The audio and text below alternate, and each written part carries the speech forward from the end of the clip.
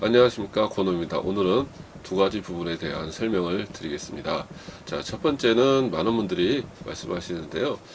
저는 이제 고무로 된 돔와샤를 사용을 해서 판넬을 체결을 하는데 철제 와샤를 사용하지 않느냐는 부분에 대한 질문을 많이 하십니다. 그래서 그 부분에 대한 영상을 한번 만들어 봤고요. 둘째는 난연 판넬, 그리고 단열의 등급, 판넬의 선택의 기준에 대해서 영상을 만들었습니다. 자, 제 관점에서 만든 영상이고요. 판넬의 선택의 기준 같은 경우에는 아무래도 난연 1급 그리고 가등급이 좋겠지만 또 금액적인 압박이 있을 수 있습니다. 그러면 어떻게 선택을 하는 것이 제일 좋으며 또 내가 선택을 함에 있어서 어떤 방법을 사용을 하는 것이 좋을지를 상당히 많이 고민을 하실 겁니다. 물론 가등급의 1급을 사용하시면 좋겠지만, 그러면 정해진 예산에 대한 건축비에서 금액이 초과가 되는 것 말고는 뾰족한 답이 없기 때문에 그 부분을 어떻게 하는 게 좋은가, 저의 경험을 바탕으로 말씀을 드리겠고요. 혹시나 제가 드리는 말씀이 좀 비합리적이다 하시는 분은 본인의 선택을 따르시면 되고요. 제가 드리는 말씀이 이렇게 하면 괜찮을 것 같다라고 생각을 하시면 또 저의 말씀을 참고를 해주시면 감사하겠습니다. 그러면 지금부터 영상을 시작해 보도록 하겠습니다. 자, 저에게 질문하시는 분들 중에 판넬을 시공할 때 왜 이 고무로 된 도마샤를 쓰냐, 이런 철제 와사를 쓰면 더 짱짱하게 조일 수 있는데 라는 말씀을 하십니다. 자, 지금 도마샤로 이음매를 조였고요. 만약에 예를 들어서 중간을 조인다고 쳐봅시다. 중간을 조인다고 치면 저희가 가끔 구멍을 내고 그래서 그 부분을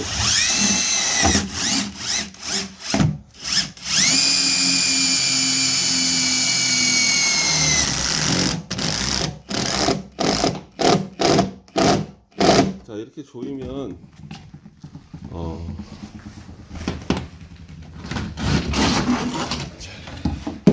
자, 면보다 튀어나오지가 않습니다.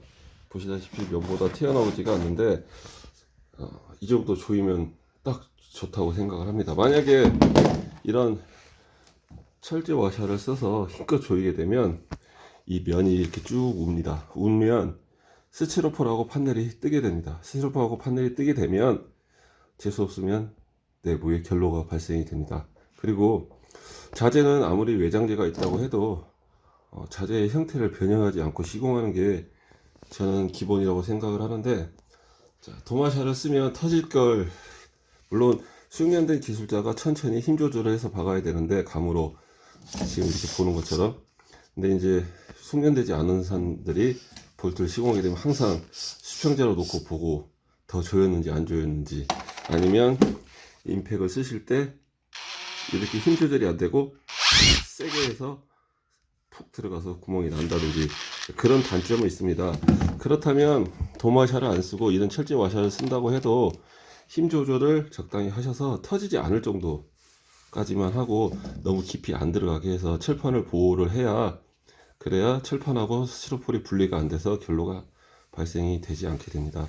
자, 항상 결로 부분에 대해서 많은 신경을 쓰시고 결로가 안 생겼으면 하는 바람을 가지시는 분들인데, 이 시공할 때는 기둥과 아니면 다른 철제와 판넬이 밀착이 돼야 된다는 생각을 하시면서 세게 조여야 된다고 생각을 하시는데, 그거는 잘못됐고요. 그리고 집은 볼트의 힘으로만 버티는 게 아닙니다. 전체적으로 짜여져서 외장재가 감고 있고 내장재가 감고 있기 때문에, 그리고 또 우레탄 폼으로 다 결속을 하기 때문에 그렇게 허술하거나 튼튼하지 않지 않습니다.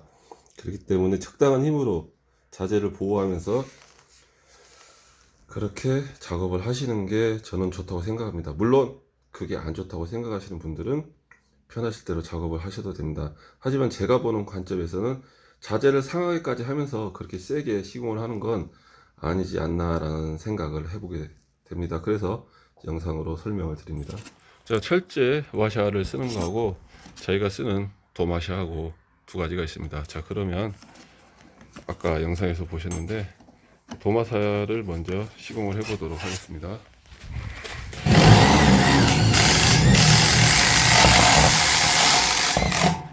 자, 이렇게 조이는 거 하고 철제 와셔를 사용을 해서 자, 사정없이 조이는 거하고 비교를 해보겠습니다. 이렇게 사정없이 조이게 되면 판넬이 물어버립니다. 판넬이 물어버리면 조금 지나고 나면 이 자리가 스티로폴하고 이 자리도 이렇게 울어버리고 이 자리가 분리가 됩니다. 스티로폴하고. 여러분이 선택하실 것만 남아 있는데 제가 봤을 때는 자, 이 시공은 아니라는 생각이 듭니다.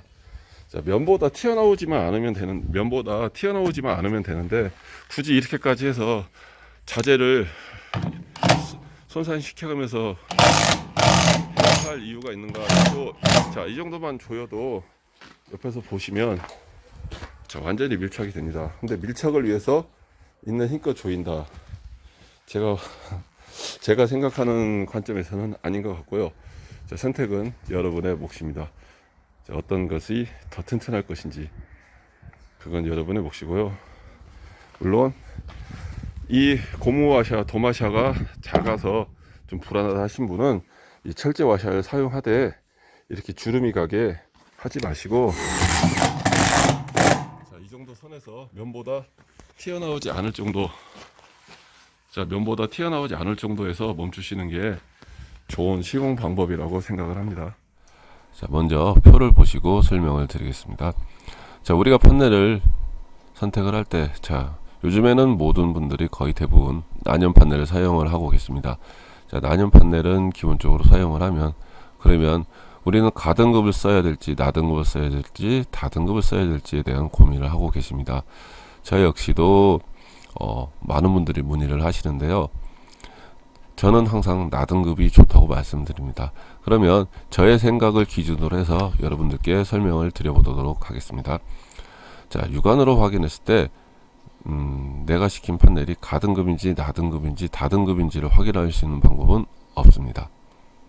없고요. 그리고 생산 업체에 따라서 기준도 약간씩 틀리고요.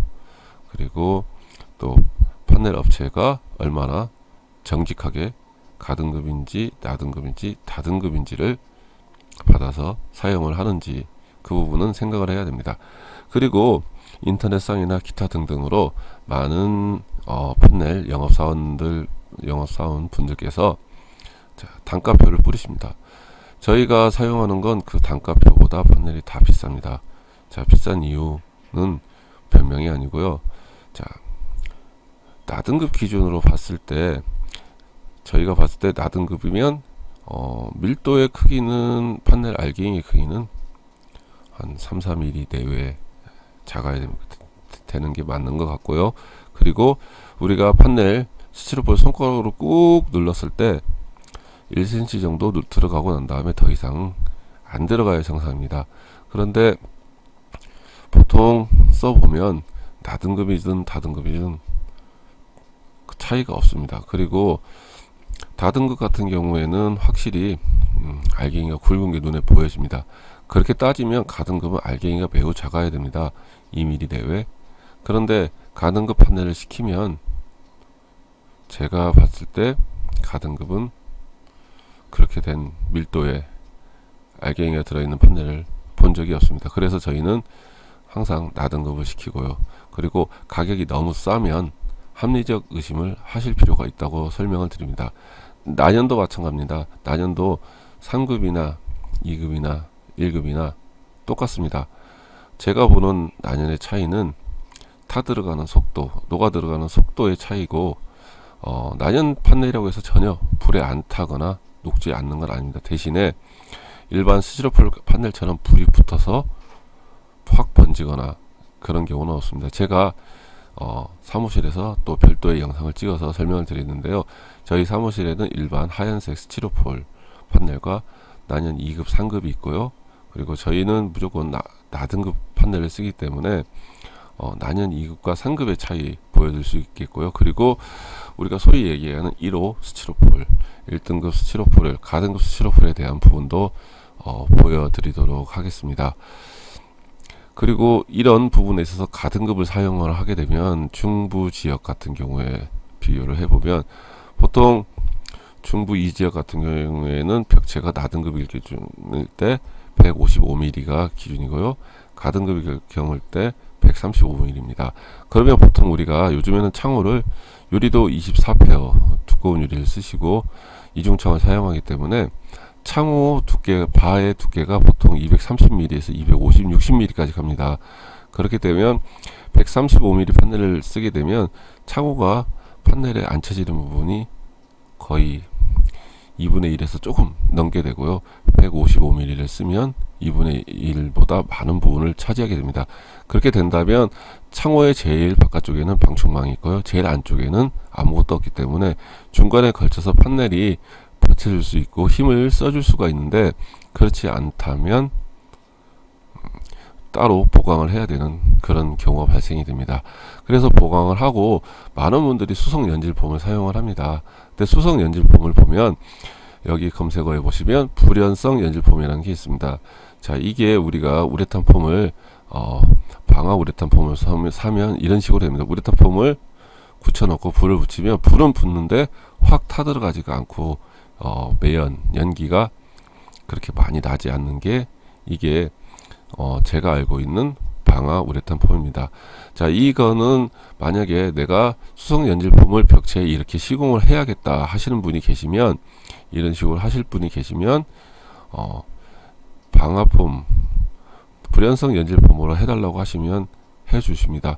저희도 가끔 업체들이 전화해서 이런 거 사용 안 하십니까 하고 물어보시는데 여쭤보면 다 가지고 계십니다. 완전히 불이 안 붙는 건 시공을 해본 적도 없고 찾지도 않는답니다. 금액도 모르신다고 하니까 이 정도에 쓰면 혹시나 해서 그러면 안 되겠지만 불이 났다고 해도 사람이 피신할 수 있는 시간적인 여유를 가지고 있습니다.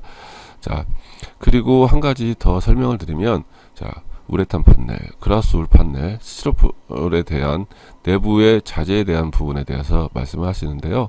그 부분은 다시 영상으로 설명을 드리겠습니다. 판넬에는 여러 가지 종류가 있습니다. 난연 판넬도 있고요. 불연, 준불연, 가연, 난연 여러 가지가 있는데요. 그 등급에 따라 다 틀리고요. 보통 저희는 나등급의 스티로폴을 쓰고요. 스티로폴 입자는 보셨다시피 한 3mm, 4mm 정도가 저희가 단열 등급, 나등급 정도의 단열재라고 생각을 합니다. 자, 그리고 정말 1호 스티로폴, 우리가 바닥에 까는 단열재, 이거는 난연은 아니고요. 자, 이런 단열재는 보시다시피 알갱이가 상당히 작습니다. 1, 2mm 정도로 알갱이가 상당히 작은데요. 자, 이런 스티로폴이 자, 제일 쉽게 구분하는 방법은, 자, 손으로 누르면 거의 안 들어갑니다. 자, 이거는 일반 스티로폴, 우리가 나등급 스티로폴인데요. 자, 이건 이렇게 들어갑니다. 자, 이거는 안 들어가고요.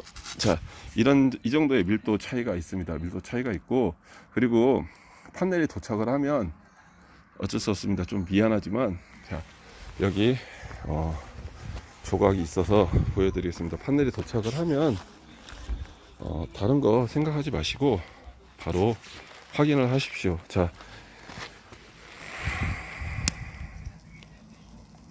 이건 터보라이트 하기 때문에 불이 약하지가 않습니다. 소리가 들리시지만, 자, 탑니다. 하지만 바로 이렇게 꺼지는 게 이게 정상이고요. 계속 타들어가는 건 난연이 아니고요. 자, 똑같은 회색 스티로폴이지만 이거는 바로 이렇게 타들어갑니다. 이거는 난연 스티로폴이 아니기 때문에 바로 불이 붙습니다. 이거는 생산된 지 오래돼서 이 안에 가스가 빠지기 때문에 확 안 타들어가는데요. 자, 이렇게 가등급이든 나등급이든 일반 스티로폴은 이렇게 탑니다. 타서 유독가스가 발생이 됩니다. 그렇기 때문에 판넬을 주문을 하시면 한번 태워보시는 걸 권해드리고요. 그리고 이거는 지금 일반 스티로폴 EPS 제일 저렴한 판넬입니다.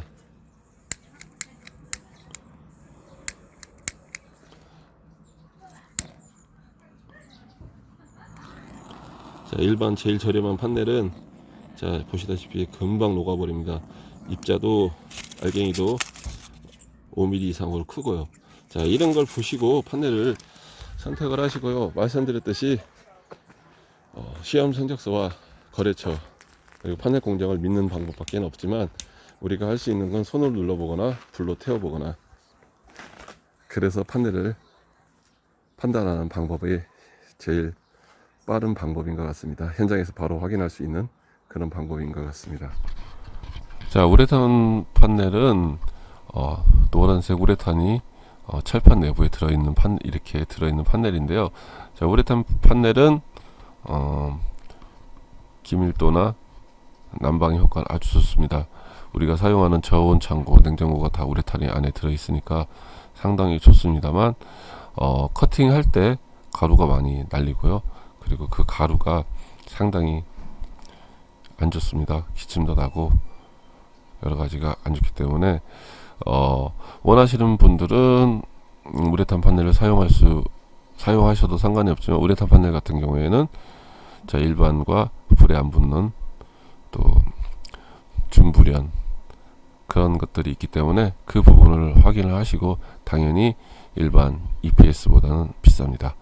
그리고 그라솔 같은 경우에는 뭐 예전에, 지금은 안 하지만 축사나 뭐 기타 등등 큰 공장을 지으면 5m에 하나, 10m에 하나씩 불이 번지는 걸 막기 위해서 설치를 합니다. 이 역시도 유리 섬유로 만들어져 있기 때문에 커팅을 해서 시공을 하는 데 있어서는 상당히 불편을 합니다.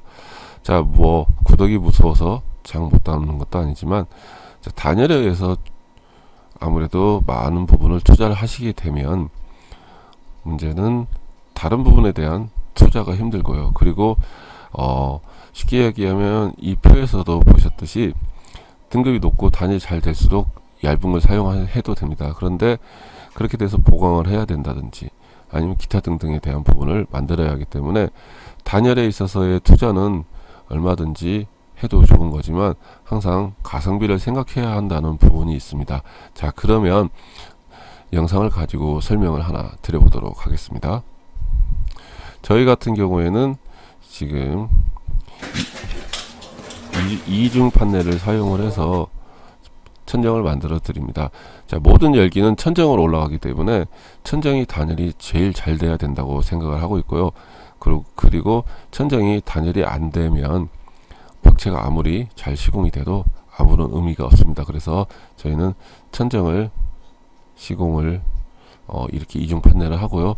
지금 이거는 하부에서 보신 모습이고요. 상부에서 보는 모습을 다시 설명을 드리겠습니다.